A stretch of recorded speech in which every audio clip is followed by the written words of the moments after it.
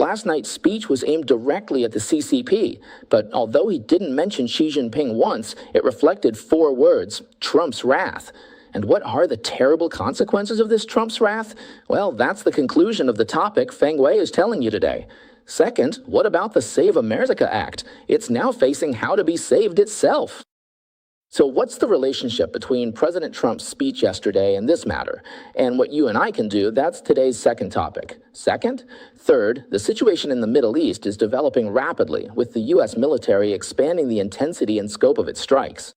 To what extent? Well, Iran's counterattack is also expanding its scope, so the confrontation between the two sides is expanding, and ground combat may soon become a reality. This is the third major topic we're bringing you. Welcome to listen to and watch what Feng Wei brings you. Good morning, America. Hello to our YouTube viewers and listeners of Sound of Hope Silicon Valley FM 961. Okay, let's talk about it.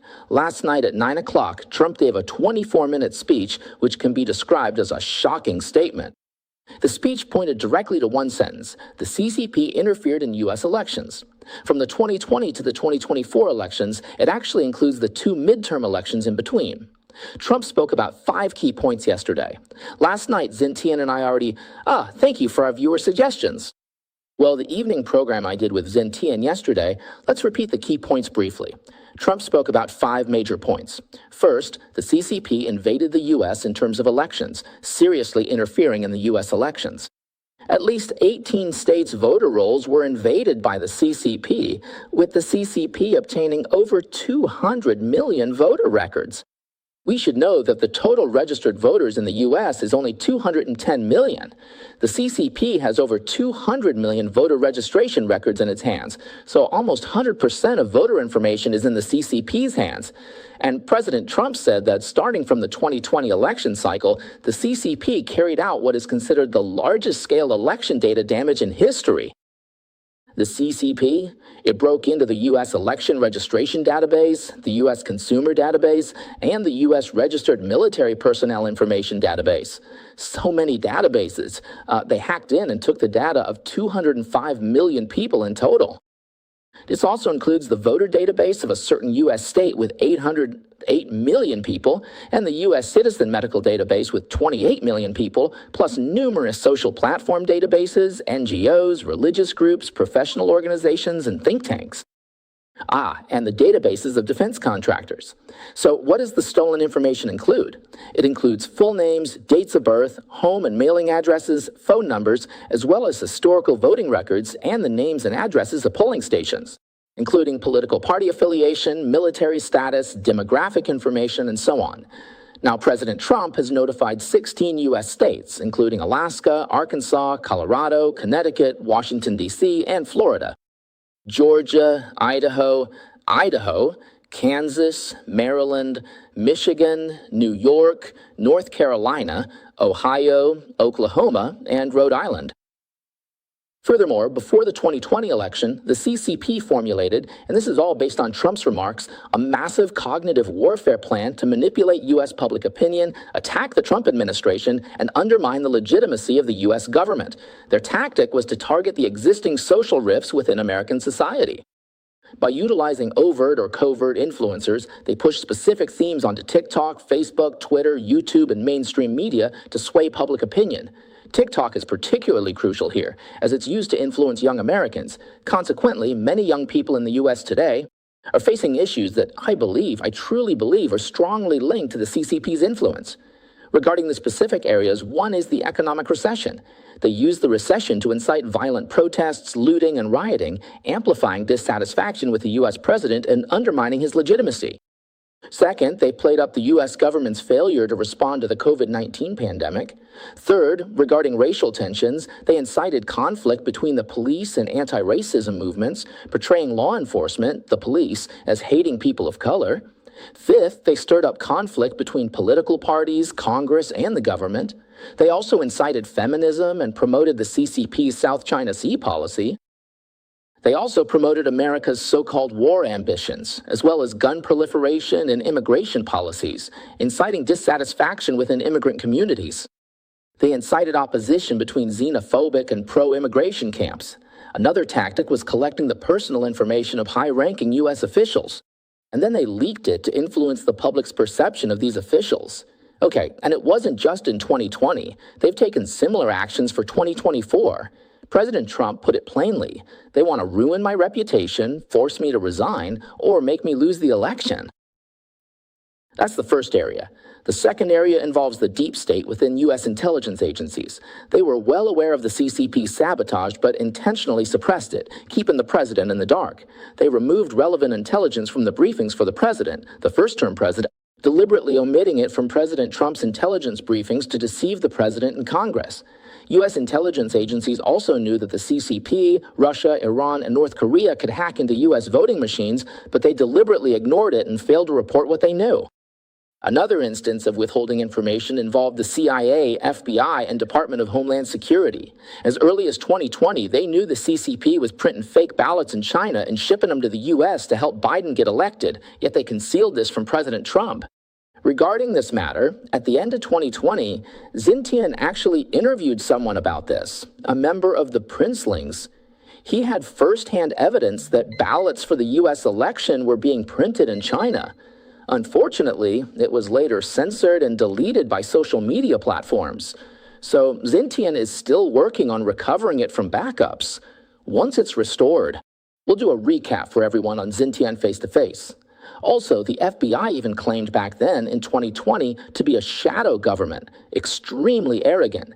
So the FBI and various intelligence agencies were in collusion with each other. They even bragged about how they operated by withholding key intelligence from President Trump. As it turns out, what happened later? Well, in the end, dozens of what they call burn bags were left behind. In other words, the evidence from those actions, the records, weren't destroyed. The reason they weren't destroyed was because of incompetent leadership. As President Trump put it, because of his incompetency. Consequently, this evidence was locked away in a dark room. A CIA dark room. As you know, the CIA building is massive, with hundreds of rooms, so if you didn't know about it, no one would. But then, a whistleblower reported it to the Director of National Intelligence, Gabbard. He went and opened that room, and inside, to his surprise, was everything from 2020. All the illegal activities of these intelligence agencies weren't destroyed because those bags are called burn bags, meaning they're supposed to be completely incinerated, but they weren't. They were left there exactly as they were. Now it's like, I can't say they were caught red-handed, but at least all the evidence has been preserved. So being caught red-handed is a high probability. Okay, third. The third point is that the voting machines and counting systems used in the United States have numerous issues. In many tests conducted by relevant United States election security departments, complete control over the entire election network could be gained within a few days or even a few hours. So they can't stop even a mid-level attacker. This isn't just what President Trump said yesterday. This is information released by the White House. I've looked it all up to review it and share it with you. So these bad actors can remotely access, not just access, but enter the voting machines to change votes. And there's no way to detect the problem through auditing. This system uses voting machines made in Venezuela. These machines have long manipulated Venezuela's domestic elections, helping Maduro get re-elected time and again. Later, they were imported into the United States and many other countries. Russia, the CCP, Iran, and North Korea all have the capability to hack into United States election-related systems. We just don't know if they actually did it. But we can all guess whether they would or not. I'm certain they would. So these Venezuelan voting machines are called Smartmatic. Now, it's said, and where does this news come from? It comes from what's called the Rasmussen Report. The Rasmussen Report says that since Maduro is currently in custody, he's looking to cooperate to atone for his crimes, right? He wants immunity to avoid prosecution. It's rumored that he has already provided testimony regarding Biden, Obama, the CIA, and the CCP. The gist is that 72 countries had their regimes toppled by this Venezuelan technology. Among them, the CIA did it in 32 countries and the CCP in 40. That's why everything is shifted toward this far-left rule. So regarding this matter, I think the real news will come out soon. I'm just telling you about it and quoting this Rasmussen report. I'll share more details with you later. United States intelligence agencies have known about all of this for a long time, but they've deliberately ignored it. Okay, now, some viewers might ask why. Doesn't the Democratic Party also oppose the CCP? They certainly do, but because of the situation surrounding Trump's election, the Democrats and the CCP share the same goals. Maybe there's a tacit understanding here. So those in the deep state won't expose it, but that doesn't mean the Democrats aren't anti-communist in other ways. I've told you repeatedly, the world is on two fronts now. The struggle between left and right values in the West is the core of this. Then there's the struggle against the CCP, the struggle with the free world. These two don't always align. You might be right on one front, but wrong on the other. This is very common because they're two different fronts. Okay, fourth, a nonprofit linked to Michigan Democrats called Get Out to Vote forged voter registrations, created fake people, and charged fees. They were caught by Michigan State Police, but after being reported to the FBI, the DOJ at the time basically let it slide. Fifth, the DHS found at least 280,000 non-citizen voters in the United States. And that's just from red states. Many blue states don't give their voter rolls to the DHS, so the real number is unknown. All right, that's a recap of yesterday. Next, I'll talk about Trump's wrath, Trump's anger. What's the deal? Okay, let's talk about Trump's wrath. Yesterday, I think 60% of Trump's focus was entirely on the CCP. This is the largest election interference in history. But Trump didn't directly attack the CCP or Xi Jinping, so I posted them. On Tuesday, 2 days before his speech, Trump posted 4 wordless images on Truth Social. No words, not a single sentence, just 4 pictures. I showed them to you yesterday. Did you notice? Let's look at them one by one and check Trump's expression. Each picture, like this black and white one, and this one in the Forbidden City. Moving on, maybe the Temple of Heaven. This is Trump talking to Rubio. This is in the Great Hall of the People. What's next? This is when they were reviewing the troops. Look at Trump's face. His point is, even though I'm not saying it, I hope you can read it in my expression, this uncontrollable anger. Trump's message is, you've been plotting against me for years, and now I know everything. So 2 days before the speech, Trump posted them all. You know Trump, he's a man of character who speaks his mind. Why didn't he attack the CCP last night? Why post 4 pictures without a single word, leaving everyone to guess? Why? Think about why. If you have an idea, feel free to write it down. Why? Well, I'll share my view. It's because he doesn't want to fall out with Xi Jinping right now, but Trump definitely remembers. So the CCP launched the largest election interference in history, yet Trump didn't say a word. He didn't name the CCP. He mentioned interference from China, but he didn't attack the CCP or Xi Jinping, right? Not a single word of criticism. What's scary is that he didn't scold him. There's an old Chinese saying, a biting dog doesn't bark, a barking dog doesn't bite. Using dog here isn't negative, it's just that silence can be scarier. The CCP, with their daily military flights and threats around Taiwan, probably won't act. If they were serious, they'd prepare quietly. That's when it's really scary. So, of course, I'm not saying that Taiwan shouldn't be on guard against the CCP's flights. Of course they should. It's just a matter of standard military vigilance. But in many, many cases, those who shout every day just want to intimidate. They don't really want to take action. Those who truly intend to act often stay silent. So in Trump's heart, as you can probably see from these 4 photos, he's absolutely furious. It's an expression of what's inside. Through his silent X post, no, not X, I misspoke. It was a Truth Social post. Also, last night, 60% of the weight was placed entirely on the CCP. So whether in his heart or in reality, Trump is, one could say, beyond furious. Yet he hasn't said a single word. He might even say, "You're my good friend." So what will he do in the future? Can you imagine? Sometimes, when Trump harshly criticizes Europe, it actually shows he's fine with them. Once he's done scolding, it's over. But he doesn't criticize Xi Jinping at all. But in his heart, he's absolutely livid. Just think about it. When Trump takes action in the future, will he show any mercy? This is the meaning of what's called Trump's wrath for the future. Do you agree with my interpretation? You can share your thoughts, whether you agree or not. Tell me your reasons. Now, Xi Jinping is scheduled for a state visit in September. Will Xi Jinping still dare to meet Trump in September? Okay, so now the spokesperson for the CCP's consulate in New York has issued a statement. They issued it immediately. Let me read it to you. It says, China has always adhered to the principle of non-interference in the internal affairs of other countries. The U.S. election is an internal matter of the United States, and its outcome is decided by the votes of the American people. China has never and will never interfere in the U.S. presidential election. So does anyone actually believe what they're saying? So the CCP, like some other regimes, the CCP, Iran, and Russia, in my view, and this is just Feng Wei's commentary, not a factual report, but in my experience, they lie as easily as they breathe. It's just impossible. Because I'm in the news business, I usually frown when I see lies, but these three regimes, their talk just leaves me speechless. You know, Trump accused the CCP of even setting up a so-called election disruption unit, a specialized exploration unit. The CCP's embassy in the U.S. probably didn't even investigate. The very next day, they just turned around and said, we have never and will never interfere. What do they know? But these regimes, the way they operate, they just lie through their teeth. So I don't think anyone believes the CCP's defense, right?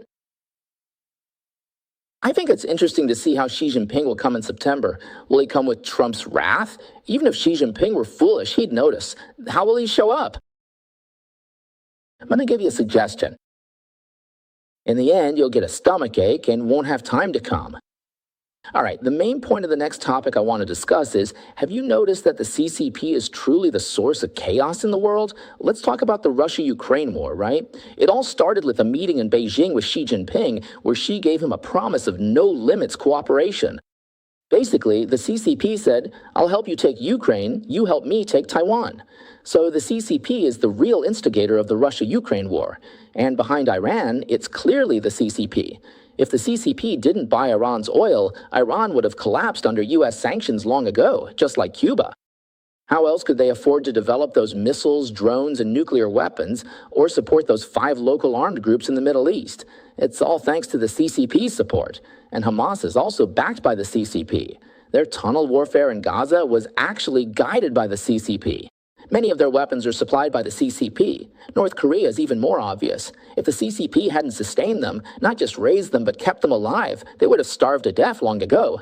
And Cuba? Without the CCP support, it would have collapsed. Venezuela, too. The CCP gives them the guts and the weapons and buys their oil. But in the end, they were just digging a hole for them, leading them to underestimate their enemy and get captured by the United States military overnight. As for the Mexican drug cartels, the precursor for their most profitable product, fentanyl, 90% of it is manufactured in Chinese chemical plants. Now, as for the Chinese people and the world at large, the fall of Hong Kong, the threats to Taiwan, and the brutal suppression of Tibetan monks. Just a few days ago, a Tibetan man set himself on fire in front of the CCP embassy in Washington. It was truly tragic. What kind of suffering would drive a Buddhist to burn themselves to death? Then there's the cruel persecution of over 1 million people in Xinjiang. They also suppress religious freedom, persecuting Falun Gong and underground Christian churches. Now they're pushing this so-called national unity law to carry out transnational repression worldwide. From Olympic athletes like Alyssa Liu and her family to Shen Yun performances, even in the powerful United States, culture and sports can't escape the CCP's clutches. So the CCP is not just a source of global chaos, but also a source of chaos for both the Chinese people and America. Now they're interfering in U.S. elections.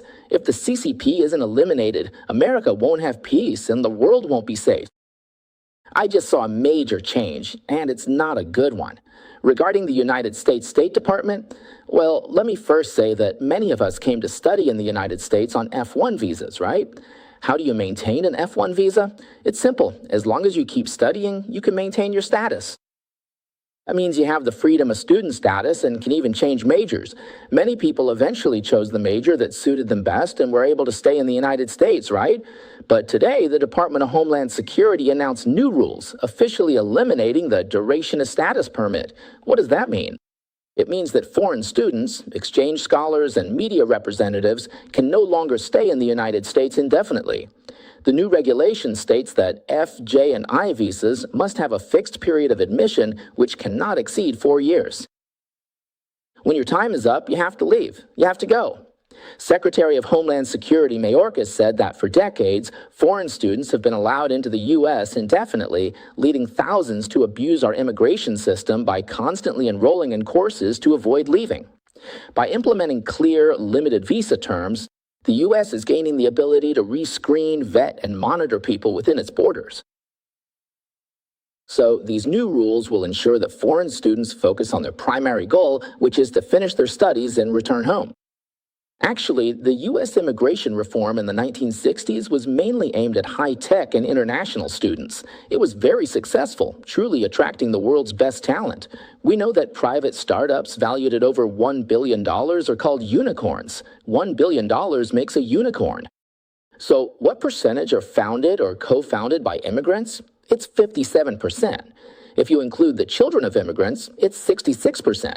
These billion-dollar companies are America's best large companies, startups, and high-tech giants. 2 out of 3 were founded by immigrants or their children. We all know Elon Musk is a South African immigrant, right? Sergey Brin is an immigrant from Russia. And Jeff Bezos is a second-generation Cuban immigrant. Also, Jensen Huang is an immigrant from Taiwan. AMD's Lisa Su is also a Taiwanese immigrant. Lip Yutan is a Malaysian immigrant and a director at Intel. Then there's Stripe, founded by Irish immigrants. Zoom was founded by Eric Yuan, an immigrant from China, right? So immigrants bring a lot to the U.S. They have a strong entrepreneurial spirit and a great work ethic.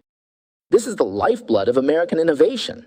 The 1960 immigration reform was quite successful in this regard.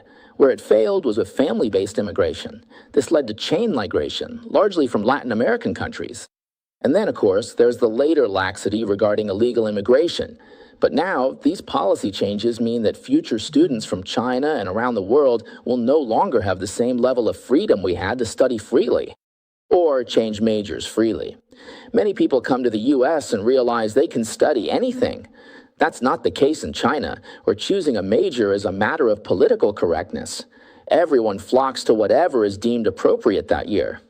So, we enjoyed American freedom. We got advanced degrees, worked in fields we loved, invented things, and even became leaders in some sense, like the examples I just gave. These were all results of successful U.S. immigration policies. Now the U.S. is pulling back. Why the reversal? Because many students from China are stealing American technology. This includes the CCP's 1,000 Talents Plan, which involves many U.S.-based scholars. And Chinese journalists sent to the U.S. are acting as spies for the CCP. The main cause of all this is the CCP. As a result, this has become the reason for the current U.S. crackdown and reform. So, in the future, I must tell you, non-immigrant F visas, J exchange visas, and I media visas will not only be limited to a maximum of 4 years. After graduation, the time you have to leave, transfer schools, or change your status has been cut from 60 days to 30 days. Then, changing majors involves strict limits on academic changes. Since you came on a visa to study physics, you can't just switch to law. So it's really just like they say. I'll just say it. One bad apple spoils the whole bunch because of the CCP's malice toward the United States. It affects everyone. So the CCP regime really harms China, harms the Chinese people, and at the same time harms America and the whole world. You know, Marco Rubio introduced something called freedom.gov back in January, which is, it's also known as America's firewall breaker. You see, this website, it's already July now. The website just says, is coming. There's no action yet, which I can understand. Why? Because Rubio's so busy. With the war in Iran potentially moving the ground combat, how could he have time for this? He has no time, even if he knows it's important.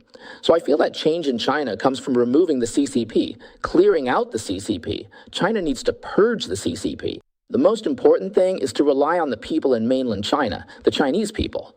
So we recently did 3 episodes on one-click firewall breaker. It's unconditional. With just one link, they can see the world outside, including this program. This one-click firewall breaker has received many donations from viewers. I'll read a few comments left by donors. I'm also very, very moved by them. One viewer said, "Living in a free America is a blessing, and I have a duty to support this project." Another said, "I hope my friends in China can see the truth and wake up soon. Kick the Communist Party out of China." Another said, "Thank you for your hard work. May the Chinese people find freedom and happiness soon."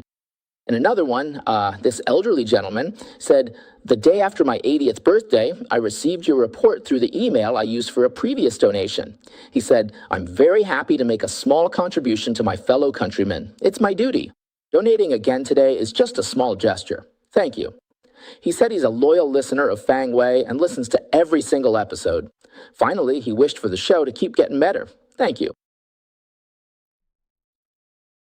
All right, so this one-click firewall breaker project is about people abroad helping those in China. The CCP is using China to harm the world, so we must use the world to help China end the CCP. The simplest and most effective way, absolutely the most effective way, is through truthful information. As I've often said, no matter how thick the lies are piled up, the truth is like a needle. It pierces through everything at once. So don't be fooled by the lies the CCP has built. They may look massive and powerful, but they are fragile at the core. The truth can pierce through like a needle, changing everyone's perspective. Actually, to be honest, the CCP and communism are just an ideology. So ending it also requires truthful ideas, or rather, the truth of ideas to bring it to an end. So, including this book, right? As I've mentioned, this book clearly explains the errors and the absurdity of communism. I believe that anyone who reads this book can, to a large extent, free themselves from these psychological notions and achieve spiritual freedom. So, if you participate in the One Link Over the Wall campaign, for instance, by donating $100, the committee will send you both volumes of this book, along with an audiobook as a gift. This set alone is valued at $125. To make this possible, many people and organizations have sacrificed their own profits. The goal is to focus all our efforts and resources on China. So, if you donate $300, you receive a hardcover edition with my personal signature, plus a digital copy. Furthermore, the digital and audio versions of this book are now fully accessible in mainland China. It's all completely free. So I truly believe this is a noble cause. I hope everyone will join us in sending more links to bypass the firewall and delivering truthful information into China.